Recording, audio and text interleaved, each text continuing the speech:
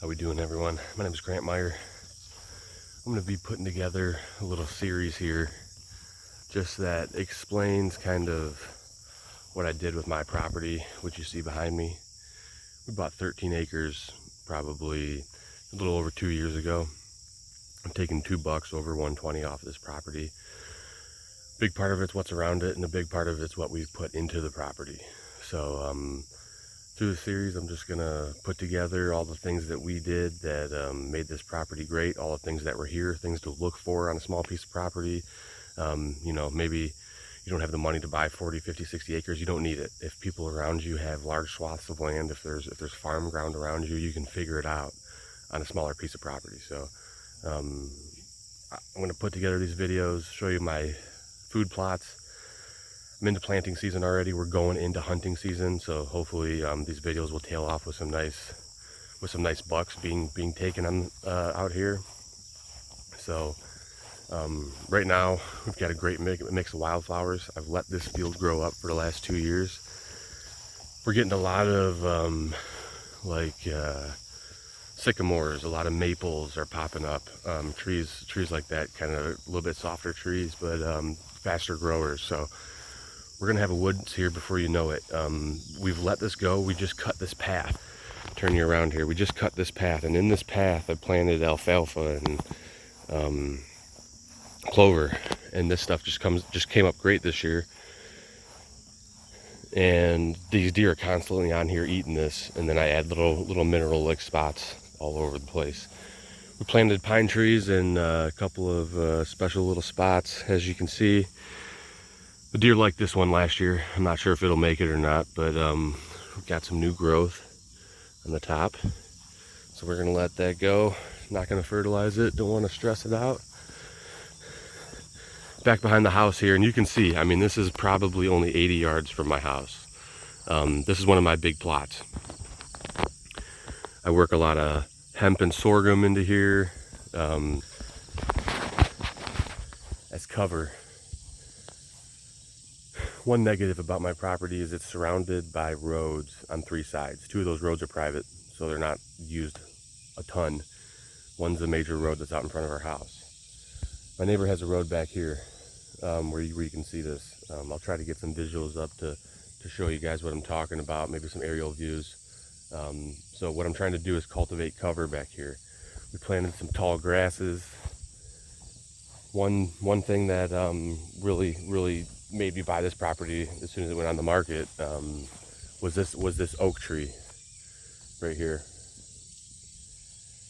It's got to be a couple hundred years old. It drops thousands of acorns a year. You can't ask for better food source than acorns. So something great to look for on your property. It is early in the morning, so just ignore my bedhead. I like to get out here before the sun gets up and everything and the dew goes away.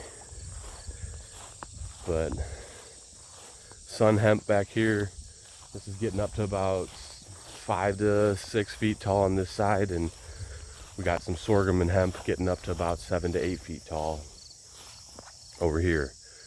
This is that Whitetail Institute cover. It's a little expensive, but it works.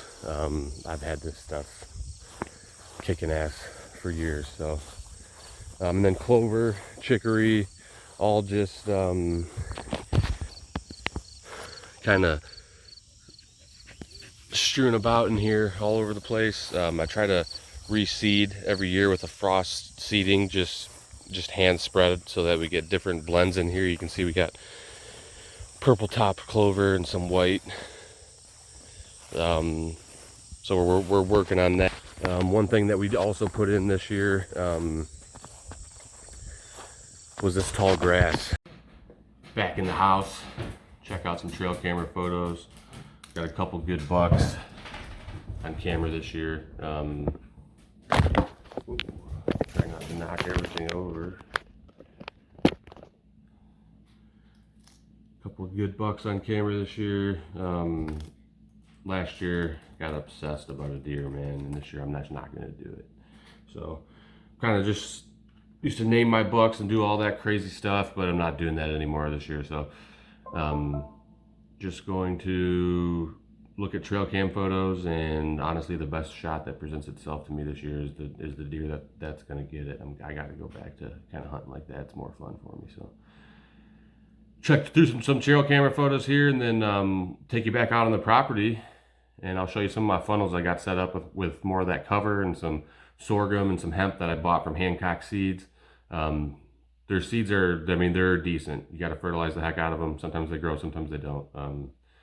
But they're, you know, in the right price range sometimes if they grow. So, all right, we'll report back in a minute once we check these trail cam photos. All right, had some good bucks on camera. That's nice to see. So, some topic that comes up all the time is baiting. I live in Ohio.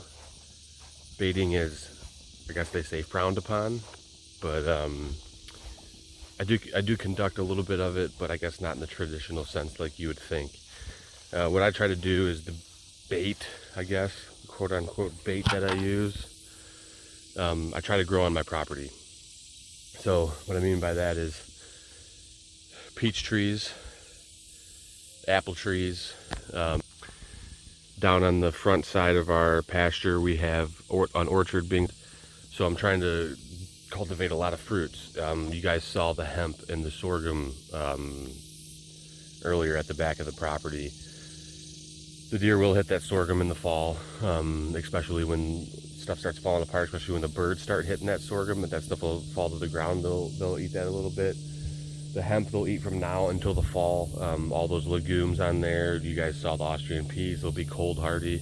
So that's what we're trying to do. So I'm gonna pick up some peaches here and we'll take them out to the field. All right, we got our peaches and apples. Just disperse them around the property. They either rot by my house or we bring them back here for the animals to eat. So that's the way I view it. One cool side effect of letting your field grow up like this is you get a pretty good amount of wildflowers in the summer. At least we do. We get a good mix of purples and blues and yellows. It's awesome. And that hemp will turn yellow too when those legumes bloom. They look pretty nice. Very yellow. What we did here is put some swamp white oaks in. I don't know if I'll ever see this tree mature, but hopefully my kids will. So we'll go out here and scatter some apples for this deer and go from there. Oh, next we'll go over the funnel. I'll show you guys what I'm calling the funnel this year. It's the first year that I've ran this setup, and I'm pretty proud of it, and I'm excited to see how it's going to turn out. All right, this is how I'm going to approach hopefully pulling deer out of the 300-400 acre woods that's behind me this year and funnel them up to so this is kind of the back of my property, not quite the back corner. We've got a few more stands and trees over here because deer will use this edge, and we've got corn over there this year. But as you can see where my house is over there. It's gray, and you can see the deer blind. This being the back of the property, we have a trail cut all the way around that the deer will use. They like that. They tend to use it a lot. They'll also build up some trails coming through here. One thing I want to point out here, this is that Hancock seed. You can see the sorghum is in there. I mean, it's fine. It didn't really turn out the way that I wanted it to. I fertilized the heck out of that too. I put a lot of nitrogen on it, as you can tell with the deep greens, but it just didn't turn out that well. This stuff on the right though, this is that Whitetail Institute cover. Now I know the dude on the picture, other box, has got it like 12 foot tall. I could never grow this stuff 12 foot tall, but I'm 6'4", and this is over my head in some spots, and we're still growing. We're only in the end of August, getting into September here.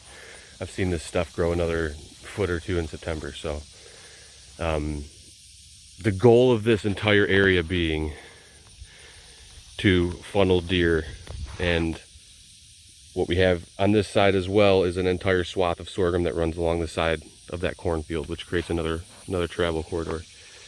But we cut this area in the middle. The deer have been walking right up this. I got trail cam photos to prove it. walk right up this area, or if they want to use the cover, they can. We'll walk right up into our funnel, hopefully, and then this up here will be our killing ground. Austrian peas planted here, and these came up really nice. A couple more rains. I think that these will be well established. So I'm excited for that as well. And then a pretty close shot from the blind. The best thing about this setup is I don't have to walk past any bedding areas. I don't have to walk past any deer trails. Everything's at the back of the property. The deer are going to want to come in here to eat. I'll run a decoy setup here, and when the rut starts to kick in, that's how I got my buck last year. And it just running these little plots, and you know, growing apples on your property, buying property with old apple trees on it that maybe you can groom up to have a couple more years of life left in them. That's what we did with that peach tree. I mean, that thing's probably a year or two from dying, but this year was our best year for peaches. So we just gotta maintain what you got on your property, manage it well, and just keep implementing new strategies and new things all the time, constantly. There's people that hunt all around here. There's a lot of pressure here in the fall. It just builds and builds and builds. Once the fellow next to me is a really nice guy, but he lets a lot of folks hunt, so which is great. He lets us go over there and recover deer. He's a really good guy. But with that, there's a lot of pressure that comes in this area. So making this 13 acres as quiet and as peaceful as we can for these deer, so that they're here. They want to be here. When they get pressure on other property, they're coming here to eat and relax and bed down. That's why we're creating all these bedding areas and planting all these trees. So hopefully this was kind of illuminating, kind of pushes you towards wanting to buy a smaller piece of property, even if you know you can't get those bigger pieces. If you got those bigger pieces, that's great. We hunt a bigger piece in Michigan, and it's awesome. It's one of my favorite places to hunt. I shot a 122-inch buck there last year. It was great. But this is, you know, it doesn't all have to be on those big pieces. You can get it done here as well. Hope this helps you out a little bit. I'm Grant Meyer. I've been a member of Serviceside for going on 4 years now, and if you guys aren't on the team, you should think about joining. There's a lot of resources here, and there's a lot of things that have helped me educationally to build this property out the way that I want it to be. So and I mean, the bow I'm shooting right now, I bought off one of the Serviceside guys. It's the best setup I've ever had. So those resources alone have helped me kill big bucks, and will continue to do it. So if you haven't, feel free to join, or feel free to just check us out. See ya.